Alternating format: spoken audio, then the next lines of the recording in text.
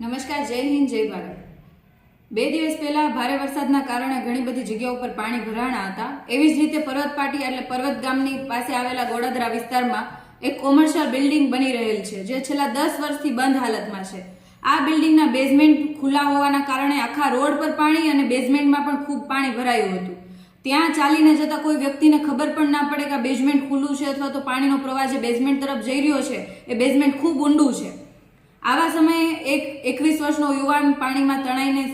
Road પર ચાલીને જતો હતો અને ખ્યાલ ના આવતા એ તરત પ્રવાહ વધારે હોવાના કારણે બેઝમેન્ટમાં જતો રહ્યો। આ ઘટનાની જ્યારે સુરત મહાનગરપાલિકાને જાણ થઈ ત્યારબાદ સુરત મહાનગરપાલિકાની ફાયરની ટીમ, ઝોનની ટીમ, તમામ લોકોએ શોધખોળ ચાલુ કરી। ત્યાંના સ્થાનિક પોલીસ સ્ટેશનના તમામ પોલીસના વડાઓ પણ ત્યાં હાજર હતા। પણ સવાલ એ થાય છે કે 75 કલાક સુધી પણ તપાસને શોધખોળ કરતા પણ એ યુવક નથી મળી આવતો અને છેલ્લે જ્યારે બોમ્બેથી ટીમ બોલાવવામાં આવે છે અને અડધી પોણી કલાકની અંદર યુવાન મળી આવે છે। આના ઉપરથી ખ્યાલ આવે કે સુરત મહાનગરપાલિકા આ બાબતે નિષ્ફળ નીવડી છે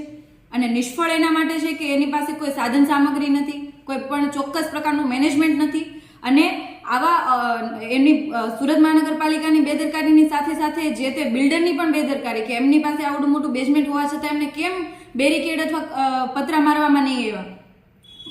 આ જે બિલ્ડર છે એમના વિરુદ્ધમાં કાયદેસરની કાર્યવાહી થાય એવી અમારી માંગણી છે, એના ઉપર ફરિયાદ નોંધાય અને સાથે સાથે આના પાછળ જેટલા જવાબદાર અધિકારીઓ છે કે જેમણે આ બાબત ખબર હોવા છતાં પણ એના ઉપર કોઈ એક્શન નહીં લેવડાવ્યા, આવી ખુલ્લી બિલ્ડિંગને એમને છોડી દેવામાં આવી, તો એના ઉપર પણ એક્શન લેવા જોઈએ, એમના વિરુદ્ધમાં પણ ફરિયાદ દાખલ થવી જોઈએ અને સુરત મહાનગરપાલિકાના તમામ ઝોનની અંદર તમામ આવા પ્રકારનો સર્વે કરવામાં આવે કે કેટલી બિલ્ડિંગો ખુલ્લી છે અને કેટલા આવા ભયજનક સ્થાનો છે, તો એના ઉપર સર્વે કરીને કાયદેસરની કાર્યવાહી કરવામાં આવે જેથી આવનારા સમયની અંદર આવી બીજી કોઈ દુર્ઘટના ના બને અને આ જે 21 વર્ષનો જે યુવાને જે પોતાનો જીવ ગુમાવ્યો છે તેના પરિવારને આર્થિક સહાય મળે એવી અમે કોર્પોરેશન પાસેથી માંગણી કરીશું અને સાથે સાથે બસ એટલી જ આશા અને અપેક્ષા રાખીએ કે આ જે મૃત્યુ પામ્યો છે યુવાનને અને એની સાથે સાથે એમના પરિવારને ન્યાય મળે એના માટે બિલ્ડર ઉપર ફરિયાદ થાય અને સાથે સાથે અધિકારીઓ ઉપર પણ ફરિયાદ નોંધાય।